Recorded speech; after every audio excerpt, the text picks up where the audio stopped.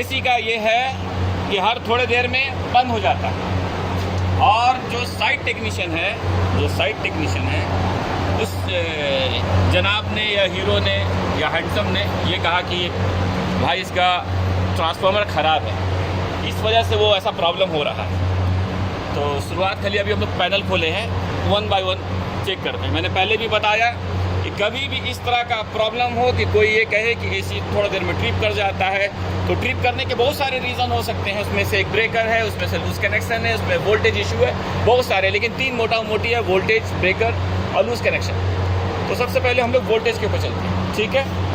भाई ने कहा कि ट्रांसफार्मर चला गया है इसलिए इसको ऐसा प्रॉब्लम हो रहा है, किसी ने कहा है। हाँ, वो हैंडसम है कि नहीं मालूम नहीं, लेकिन सब मैं बोलता हूँ हैंडसम। चलो ठीक है, सबसे पहले फेस चेक करते हैं। चलो ये यानी कि कितना है आपका 233 फेस है। ओके, तो 230 आ रहा है आपका वोल्टेज, यानी main voltage. Okay, line 1 line 2 तीनों में आपका दिखा रहा है। ओके, यानी मेन लाइन का तो इशू नहीं लग रहा है, वोल्टेज भी आ रहा है, तो ब्रेकर भी ट्रिप नहीं हुआ है, ये भी सवाल हो गया। अब जाएंगे, जब ये हो गया तो सबसे पहले हमें जाना है ट्रांसफार्मर के पास। ट्रांसफार्मर उस पर जाएंगे तो ओके वो है। बाद में हमारा आउटपुट देखना है कितना है। ये इनपुट आपका 220 है, हाँ, आउटपुट 24। आउटपुट कौन सा है इसमें? 4 वायर है, देखो तो 4 है ना, 2 वाइट 2 ब्लैक, तो 4 हो गया। तो आउटपुट 24 वाला जो है, वाइट वाला 24 है, लिखा हुआ ना, क्लियर ध्यान दो। आउटपुट 24 वोल्ट लिखता है, आउटपुट 10 वोल्ट ब्लैक। जो ब्लैक कलर है वो 10 वोल्ट आउटपुट होगा और वाइट वाला 24 होगा। तो हमें 24 का काम है। इस पीसीबी को कुछ चीज़ में 10 वोल्ट भी चाहिए, लेकिन हमारा थर्मिस्टर 24 है, इसलिए मेन 24 चाहिए। तो हम लोग पहले चलते हैं 24 के पास। तो यहाँ पर अगर 24 आ गया तो यहाँ पर भी आ जाएगा, क्योंकि हम लोग यहीं पर चेक कर लेते हैं आरसी में। देखो भैया, हाँ, अच्छा 24 भी आ रहा है, 24 आरसी में है, यानी कि ट्रांसफार्मर ओके है, वो आउटपुट दे रहा है। पर बंद है, ये भी बंद है और ये भी बंद है, जबकि तो आ रहा है। ओके, अब यहाँ पर जाएंगे हम लोग सीजी में चेक करते हैं। सीजी देखो यहाँ पर है, सेम है ना, वो जो टर्मिनल थर्मोस्टेट का टर्मिनल है वो सेम यहीं पर है। यहाँ से वो वायर यहाँ पर कनेक्ट हो रहा है, ठीक है। ओके, तो हम लोग यहाँ पर सीजी में चेक करेंगे। सीजी में नहीं आ रहा है, यानी कि थर्मोस्टेट बंद है। ओके, लेकिन वो लोग बोल रहे हैं कि थोड़ा देर में ट्रिप करता है, पहले हम लोग चेक कर ले रहे। ओके, Y1 में भी नहीं आ रहा। ओके, तो अभी हम लोग एक जंपर का इस्तेमाल करेंगे डायरेक्ट टेस्टिंग के लिए, सिर्फ टेस्टिंग के लिए। बार जंपर बोले तो टेस्टिंग है, परमानेंट नहीं होना चाहिए, तो एसी बंद ही नहीं होगा ना, प्रॉब्लम है, तो सिर्फ टेस्ट करने के लिए। ओके,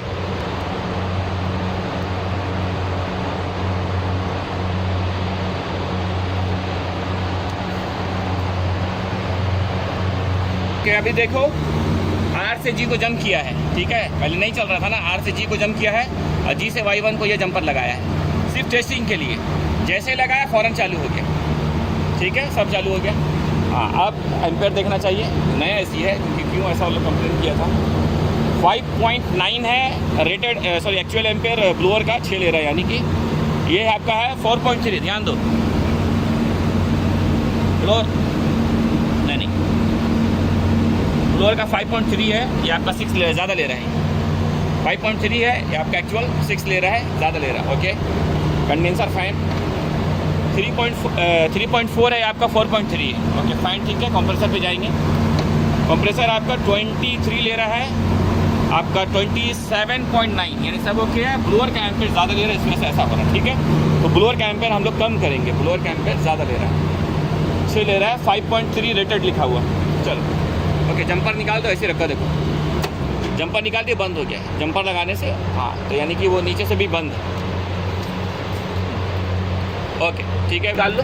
ओके, बेल्ट निकाल लो, बेल्ट निकाल के ओके।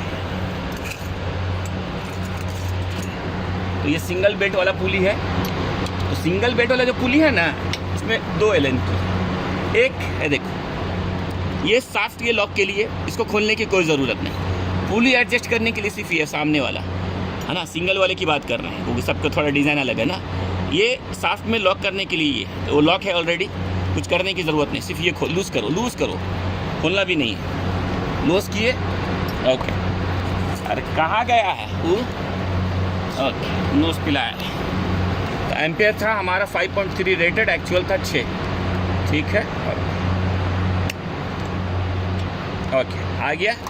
ये निकाल दिए, साइड रखो। और ये मैंने कहा जब लूज़ करना है तो घड़ी का उल्टा, बार बार घड़ी का उल्टा डायरेक्शन में जाना है। एम्पेयर कम करने के लिए और CFM कम करने के लिए, यानी कि हवा भी कम हो जाएगा और एम्पेयर भी कम हो जाएगा। बढ़ाने के लिए टाइट करना है, घड़ी के डायरेक्शन में जाना है एम्पेयर और हवा बढ़ाने के लिए। लेकिन बार बार घटाने और बढ़ाने से पहले रेटेड एम्पेयर पे ज़रूर जाना। ये नहीं है कि आपको ऐसे अपनी मर्ज़ी से साउंड कम करना, क्योंकि आप कम करेंगे कूलिंग का इफेक्ट हो जाएगा, कूलिंग में फ़र्क पड़ जाएगा। तो कम बेसी करना प्रॉब्लम नहीं है, लेकिन रेटेड के ऊपर ही से करना है। आप भी मान लीजिए जैसे इसका 6 ले रहा था तो कम करना पड़ेगा। लेकिन मान लीजिए वो रेटेड आपका 5.3, एक्चुअल भी आपका 4.2 है, फिर आप कम नहीं कर सकते, नहीं कर सकते। पहले साउंड नीचे आ रहा है तो फिर उसके लिए फिर दूसरा है कि उसके लिए फिर एयर बैलेंसिंग टीम चाहिए, हवा कितना आ रहा है, वो एक लंबा प्रोसेस है। लेकिन ऐसे कम नहीं कर सकते, अपने मर्ज़ी से करेंगे आपको कूलिंग को अफेक्ट करेगा।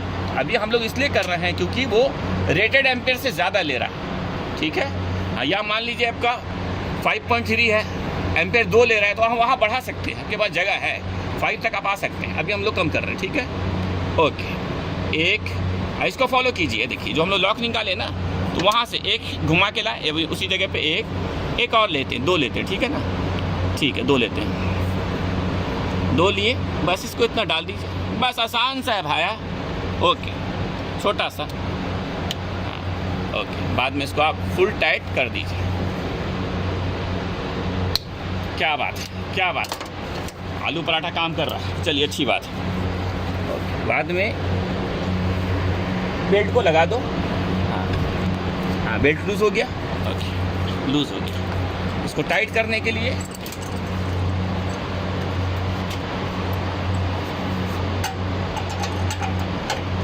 ये दोनों को पहले आपको लूज़ करना है ताकि वो आगे पीछे हो सके। ओके, ये हो गया। आपको यहाँ पर भी याद रखिए, पीछे करना है, बेल्ट को टाइट करना है, तो इसको सेम घड़ी डायरेक्शन, ये भी याद रखिए। लूज़ करना है घड़ी का उल्टा, सिंपल वे में। ठीक है, तो हम लोग अब इसको टाइट करना है, घड़ी डायरेक्शन में हम लोग इसको टाइट करें। ठीक है,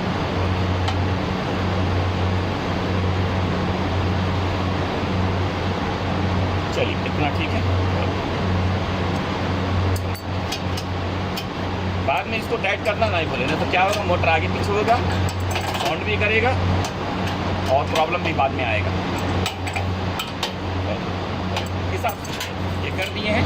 अभी हम लोग इसका एम्पेयर चेक करेंगे। ठीक है, एम्पेयर आ जाओ भाई, बुला।